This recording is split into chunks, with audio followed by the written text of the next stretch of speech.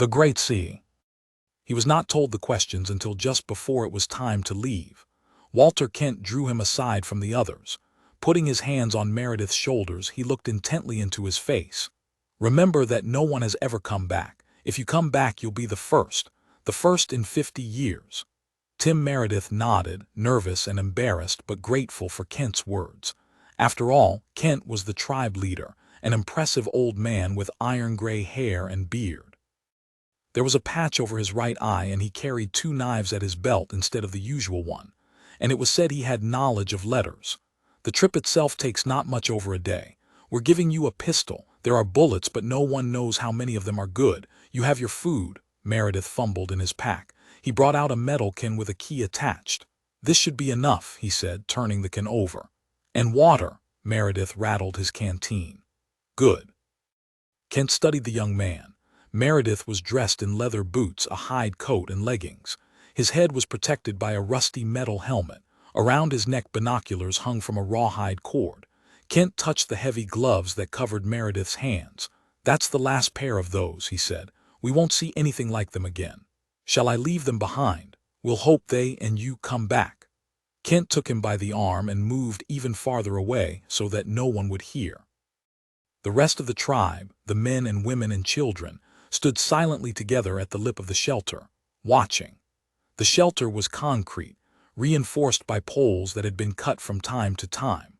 Once, in a remote past, a network of leaves and branches had been suspended over the lip, but that had all rotted away as the wires corroded and broke. Anyhow, there was nothing in the sky these days to notice a small circle of concrete, the entrance to the vast underground chambers in which the tribe lived. Now, Kent said, the 3 questions. He leaned close to Meredith. You have a good memory. Yes, Meredith said. How many books have you committed to memory? I've only had 6 books read to me, Meredith murmured, but I know them all. That's enough. All right, listen. We've been a whole year deciding on these questions. Unfortunately, we can ask only 3, so we've chosen carefully. And so saying, he whispered the questions into Meredith's ear. There was silence afterward. Meredith thought over the questions, turning them around in his mind. Do you think the Great Sea will be able to answer them? He said at last. I don't know, they're difficult questions. Meredith nodded. They are. Let's pray. Kent slapped him on the shoulder. All right then, you're ready to go. If everything goes right, you'll be back here in 2 days. We'll be watching for you. Good luck, boy. Thanks, Meredith said. He walked slowly back to the others. Bill Gustafson handed him the pistol without a word, his eyes gleaming with emotion. A compass, John Page said, stepping away from his woman. He handed a small military compass to Meredith. His woman, a young brunette captured from a neighboring tribe, smiled encouragingly at him. Tim, Meredith turned. Anne Fry was running toward him. He reached out, taking hold of her hands. I'll be all right, he said. Don't worry. Tim, she looked up at him wildly. Tim, you be careful, will you? Of course, he grinned, running his hand awkwardly through her thick short hair. I'll come back. But in his heart there was a coldness, a block of hardening ice, the chill of death. He pulled suddenly away from her.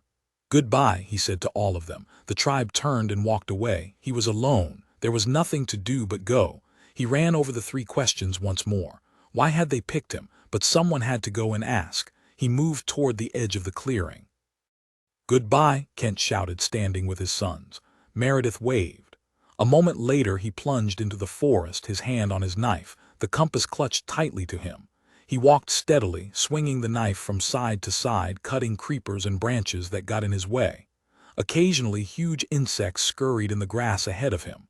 Once he saw a purple beetle almost as large as his fist. Had there been such things before the smash? Probably not. One of the books he had learned was about life forms in the world before the smash. He could not remember anything about large insects. Animals were kept in herds and killed regularly, he recalled. No one hunted or trapped. That night he camped on a slab of concrete, the foundation of a building that no longer existed. Twice he awoke, hearing things moving nearby, but nothing approached him, and when the sun appeared again he was unharmed. He opened his ration tin and ate from it. Then he gathered up his things and went on. Toward the middle of the day the counter at his waist began to tick ominously. He stopped, breathing deeply and considering. He was getting near the ruins, all right. From now on he could expect radiation pools continually. He patted the counter. It was a good thing to have. Presently he advanced a short distance, walking carefully. The ticking died. He had passed the pool. He went up a slope, cutting his way through the creepers. A horde of butterflies rose up in his face and he slashed at them. He came to the top and stood, raising the binoculars to his eyes. Far off, there was a splash of black in the center of the endless expanse of green, a burned-out place. A great swathe of ruined land fused metal and concrete. He caught his breath. This was the ruin. He was getting close. For the first time in his life, he was actually seeing the remains of a city, the pillars and rubble that had once been buildings and streets. A wild thought leaped through his mind. He could hide, not go on. He could lie in the bushes and wait. Then when everyone thought he was dead, when the tribe scouts had gone back, he could slip north, past them, beyond and away. North. There was another tribe there, a large tribe. With them he would be safe. There was no way they could find him, and anyhow the northern tribe had bombs and bacteriospheres. If he could get to them, no. He took a deep, shuddering breath. It was wrong. He had been sent on this trip. Each year a youth went, as he was going now, with 3 carefully planned questions, difficult questions, questions that no man knew answers for. He ran the questions over in his mind. Would the Great Sea be able to answer them, all 3 of them? It was said the Great Sea knew everything. For a century it had answered questions within its vast ruined house. If he did not go, if no youth were sent, he shuddered. It would make a second smash like the one before. It had done it once. It could do it again. He had no choice but to go on. Meredith lowered his binoculars. He set off down the side of the slope. A rat ran by him, a huge gray rat. He drew his knife quickly, but the rat went on. Rats, they were bad. They carried the germs. Half an hour after his counter clicked again, this time with wild frenzy. He retreated. A pit of ruins yawned ahead, a bomb crater not yet overgrown. It would be better to go around it. He circled off to one side, moving slowly, warily. Once the counter clicked, but that was all. A fast burst like bullets flying. Then silence. He was safe. Later in the day he ate more of his rations and sipped water from the canteen. It would not be long. Before nightfall he would be there. He would go down the ruined streets toward the sprawling mass of stone and columns that was its house. He would mount the steps. It had been described to him many times. Each stone was carefully listed on the map back at the shelter. He knew by heart the street that led there to the house. He knew how the great doors lay on their faces, broken and split. He knew how the dark, empty corridors would look inside. He would pass into the vast chamber, the dark room of bats and spiders and echoing sounds, and there it would be. The Great Sea waiting silently, waiting to hear the questions. 3, just 3, it would hear them. Then it would ponder, consider. Inside it would whir and flash. Parts, rods, switches, and coils would move. Relays would open and shut. Would it know the answers? He went on. Far ahead, beyond miles of tangled forest land, the outline of the ruins grew. The sun was beginning to set as he climbed the side of a hill of boulders and looked down at what had once been a city. He took his belt light and snapped it on. The light dimmed and wavered. The little cells inside were almost gone. But he could see the ruined streets and heaps of rubble, the remains of a city in which his grandfather had lived. He climbed down the boulders and dropped with a thud onto the street. His counter clicked angrily, but he ignored it. There was no other entrance. This was the only way. On the other side, a wall of slag cut off everything. He walked slowly, breathing deeply. In the twilight gloom, a few birds perched on the stones, and once in a while a lizard slithered off, disappearing into a crack. There was life here of a sort. Birds and lizards that had adapted themselves to crawling among the bones and remains of buildings. But nothing else came this way, no tribes, no large animals. Most life, even the wild dogs, stayed away from this kind of place, and he could see why. On he went, flashing his feeble light from side to side. He skirted a gaping hole, part of an underground shelter. Ruined guns stuck up starkly on each side of him, their barrels bent and warped. He had never fired a gun himself. Their tribe had very few metal weapons. They depended mostly on what they could make: spears and darts, bows and arrows, stone clubs. A colossus rose up before him, the remains of an enormous building. He flashed his light up, but the beam did not carry far enough for him to make it out. Was this the house? No, it was farther. He went on, stepping over what had once been a street barricade, slats of metal, bags of spilled sand, barbed wire. A moment later he came to it. He stopped, his hands on his hips, staring up the concrete steps at the black cavity that was the door. He was there. In a moment there would be no turning back. If he went on now, he would be committed. He would have made his decision as soon as his boots touched the steps. It was only a short distance beyond the gaping door, down a winding corridor in the center of the building. For a long time Meredith stood, deep in thought, rubbing his black beard. What should he do? Should he run, turn, and go back the way he had come? He could shoot enough animals with his gun to stay alive. Then north, no. They were counting on him to ask the 3 questions. If he did not, then someone else would have to come later on. There was no turning back. The decision had already been made. It had been made when he had been chosen. Now it was far too late. He started up the rubbled steps, flashing his light ahead. At the entrance he stopped. Above him were some words cut in the concrete. He knew a few letters himself. Could he make these out? Slowly he spelled. Federal Research Station 7 show permit on demand. The words meant nothing to him, except perhaps the word federal. He had heard it before, but he could not place it. He shrugged. It did not matter. He went on. It took only a few minutes to negotiate the corridors. Once he turned right by mistake and found himself in a sagging courtyard, littered with stones and wiring, overgrown with dark, sticky weeds. But after that he went correctly, touching the wall with his hand to keep from making a wrong turn. Occasionally his counter ticked, but he ignored it.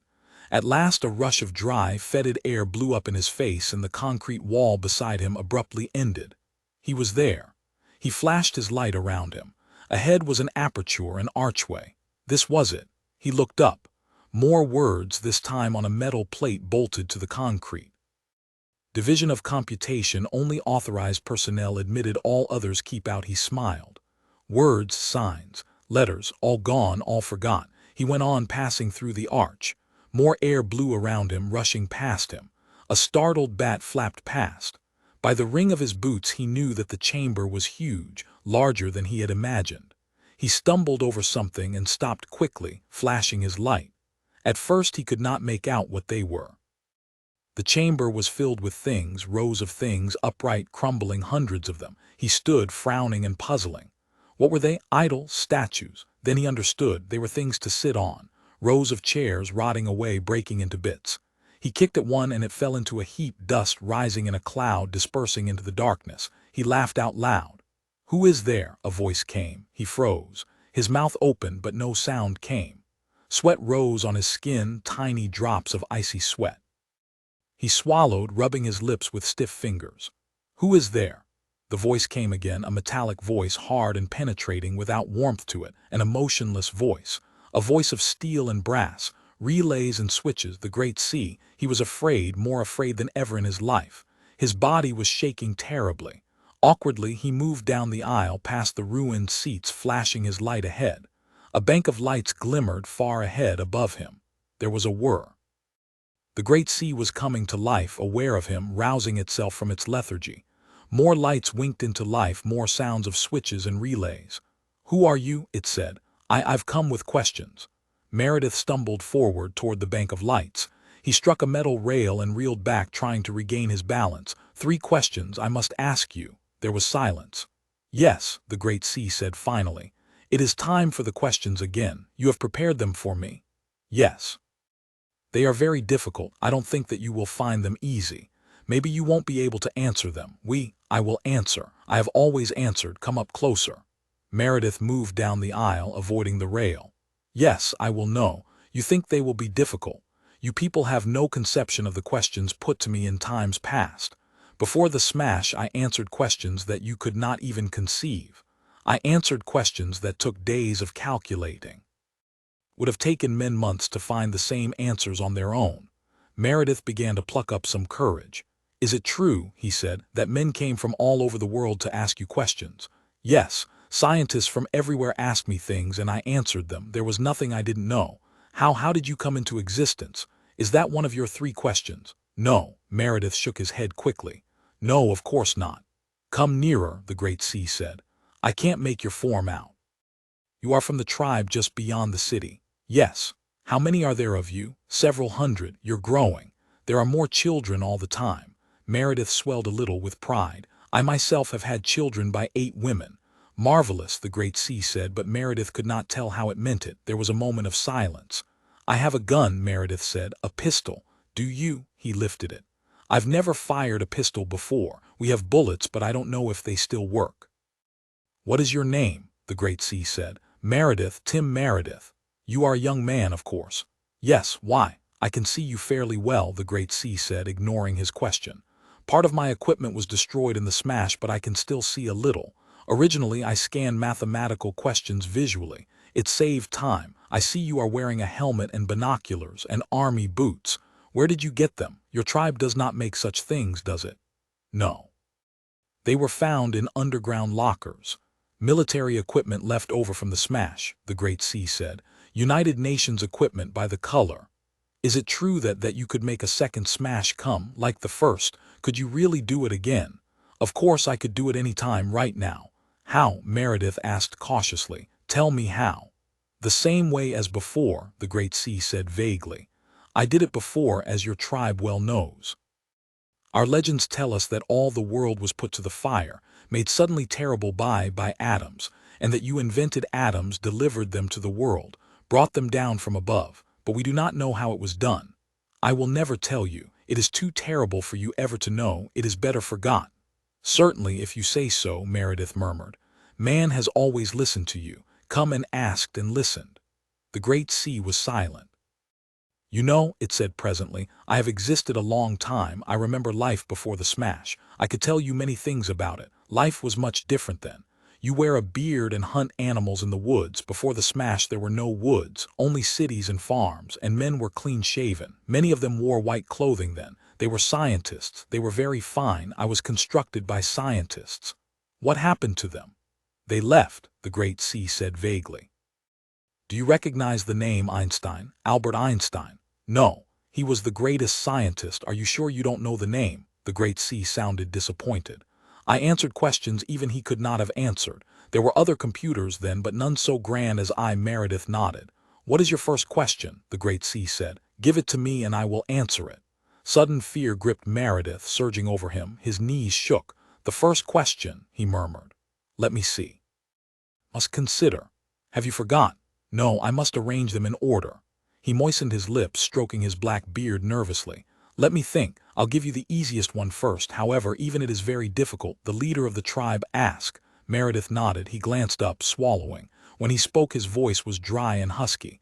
The first question, where does louder, the Great Sea said. Meredith took a deep breath. Where does the rain come from? He said. There was silence. Do you know? He said, waiting tensely. Rows of lights moved above him. The Great Sea was meditating, considering it word a low, throbbing sound. Do you know the answer? Rain comes originally from the earth, mostly from the oceans, the Great Sea said. It rises into the air by a process of evaporation. The agent of the process is the heat of the sun.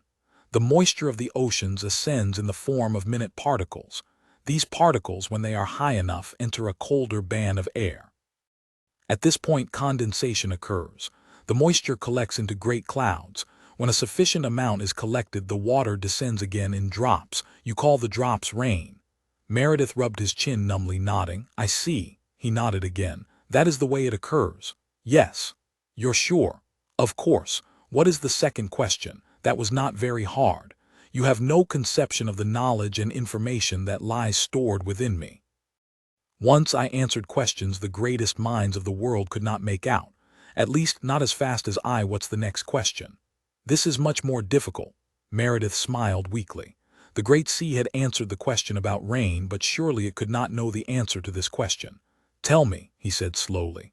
Tell me if you can, what keeps the sun moving through the sky? Why doesn't it stop? Why doesn't it fall to the ground? The Great Sea gave a funny whir, almost a laugh.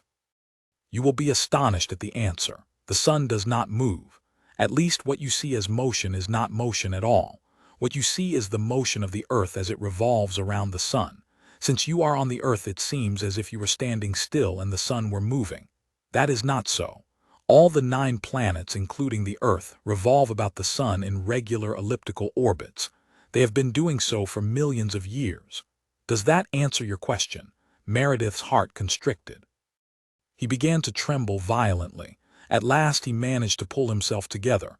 I can hardly believe it. Are you telling the truth? For me there is only truth, the great sea said. It is impossible for me to lie. What is the third question? Wait, Meredith said thickly. Let me think a moment. He moved away. I must consider.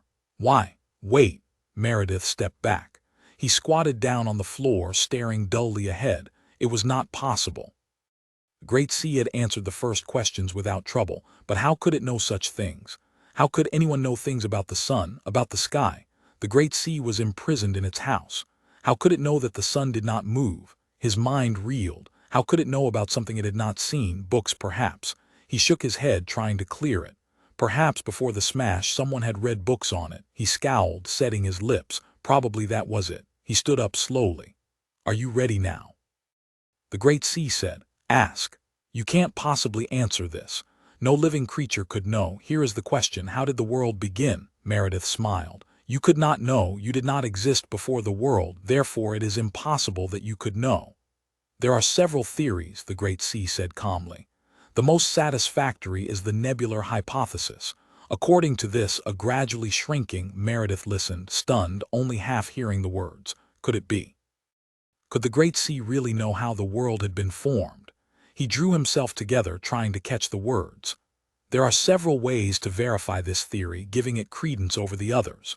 Of the others, the most popular, although in disrepute of late, is the theory that a second star once approached our own, causing a violent on and on the great sea went, warming up to its subject. Clearly, it enjoyed the question. Clearly, this was the type of question that had been asked of it in the dim past before the smash. All three questions the tribe had worked on for an entire year had been easily answered. It did not seem possible. He was stunned. The great sea finished. Well, it said, are you satisfied? You can see that I know the answers. Did you really imagine that I would not be able to answer? Meredith said nothing. He was dazed, terrified with shock and fear. Sweat ran down his face into his beard. He opened his mouth, but no words came. And now, the great sea said, since I have been able to answer the questions, please step forward. Meredith moved forward stiffly, gazing ahead as if in a trance. Around him light appeared, flickering into life, illuminating the room. For the first time he saw the great sea. For the first time the darkness lifted. The great sea lay on its raised dais, an immense cube of dull, corroded metal.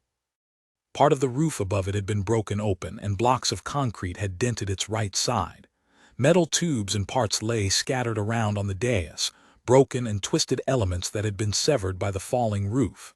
Once, the great sea had been shiny. Now the cube was dirty and stained. Water had dripped through the broken roof.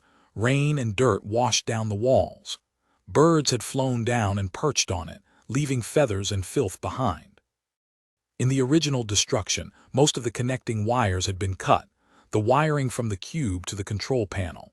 And with the metal and wire remnants scattered and heaped around the dais were something else. Littering the dais in a circle before the great sea were piles of bones. Bones and parts of clothing, metal belt buckles, pins, a helmet, some knives, a ration tin. Remains of the 50 youths who had come before, each with his 3 questions to ask. Each hoping, praying that the great sea would not know the answers. Step up, the great sea said. Meredith stepped up on the dais. Ahead of him, a short metal ladder led to the top of the cube. He mounted the ladder without comprehension, his mind blank and dazed, moving like a machine. A portion of the metal surface of the cube grated, sliding back.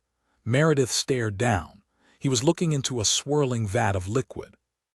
A vat within the bowels of the cube, in the very depths of the great sea. He hesitated, struggling suddenly, pulling back. Jump, the great sea said. For a long moment Meredith stood on the edge, staring down into the vat, paralyzed with fear and horror. His head rang, his vision danced and blurred. The room began to tilt, spinning slowly around him. He was swaying, reeling back and forth. Jump, the great sea said. He jumped. A moment later the metal surface slid back into place. The surface of the cube was again unbroken. Inside, in the depths of the machinery, the vat of hydrochloric acid swirled and eddied, plucking at the body lying inert within it. Presently the body began to dissolve, the component elements absorbed by pipes and ducts, flowing quickly to every part of the great sea. At last motion ceased. The vast cube became silent. One by one, the lights flickered out. The room was dark again.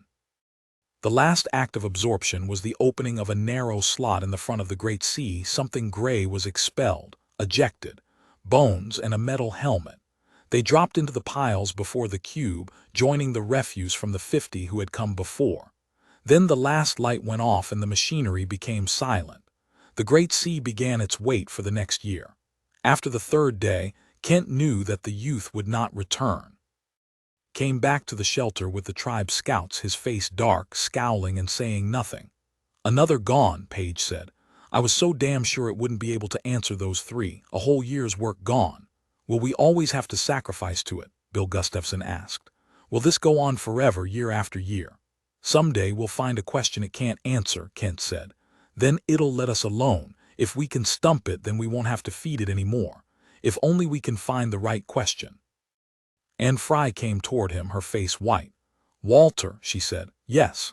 Has it always been kept alive this way? Has it always depended on one of us to keep it going? I can't believe human beings were supposed to be used to keep a machine alive." Kent shook his head. "Before the smash it must have used some kind of artificial fuel. Then something happened. Maybe its fuel ducts were damaged or broken and it changed its ways. I suppose it had to. It was like us in that respect. We all changed our ways. There was a time when human beings didn't hunt and trap animals, and there was a time when the great sea didn't trap human beings.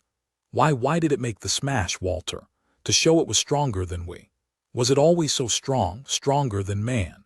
No, they say that once there was no great sea, that man himself brought it to life to tell him things.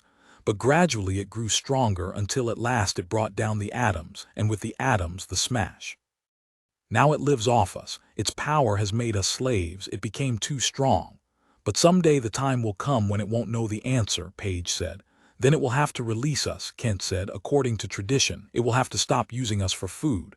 Page clenched his fist, staring back across the forest. "Someday that time will come. Someday we'll find a question too hard for it." "Let's get started," Gustafson said grimly. "The sooner we begin preparing for next year, the better." If you enjoyed this or any of my other work, please be sure to like and subscribe, as it really helps with the algorithm. And if you really enjoyed this, please leave me a tip via the link in the description. Thanks for listening.